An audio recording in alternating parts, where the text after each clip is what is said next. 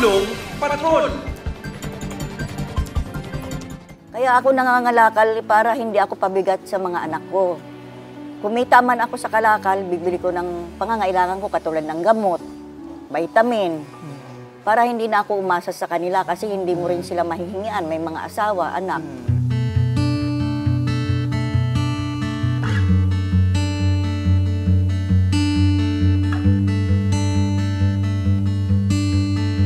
Matatandaan sa unang bahagi ng ating kwento, nakilala natin si Nanay Carmelita Raimundo mula sa Camuning, Quezon City.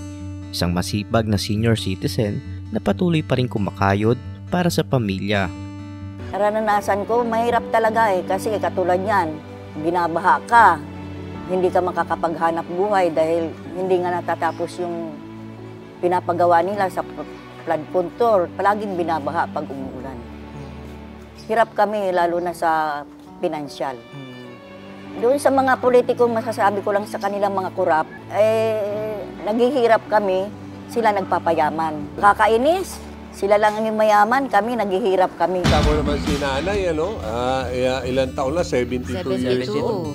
Pero kumikilos pa rin para lang pang araw-araw, may panglaban sa buhay. Para makatulong din sa kanya mga anak tayo. Yes, at least dito, sige, ang hinihiling niya, pangkabuhayan at parang makatulong. Tingnan mo, Harold, kung paano natin matutulungan at balikan mo yan at tutulungan natin. Ayan. Alam mo naman tayo, kahit wala tayo, importante,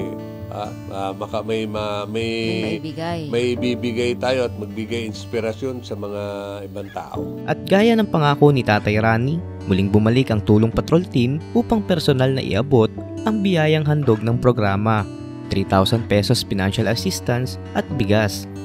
Maraming salamat, Tatay Rani, sa binigay niyong puhunan sa akin. Malayo ang mararating nito. Salamat po. God bless you. Hindi na sinayang ni Nanay Carmelita ang pagkakataon. Ilang oras matapos matanggap ang tulong, bumili agad siya ng paninda. Isang simpleng panimula, ngunit simbolo ng kanyang sipag at diskarte. Ito na po yung panimula at dadagdagan ko na lang po ng soft drinks at yung sobra po, itatabi ko na lang po para yung may tutubuin, dadagdag ko po ulit sa paninda ko. Maraming salamat po. Dito sa serbisyong bayan ni Tatay Rani, hindi namin nahayaang mapag-iwanan ng pawis ng marangal. Dahil sa lipunang ginagalawa ng mga buhaya, kami ang kakampi ng mga tunay na nagsusumikap ng tapat. Tatay Rani.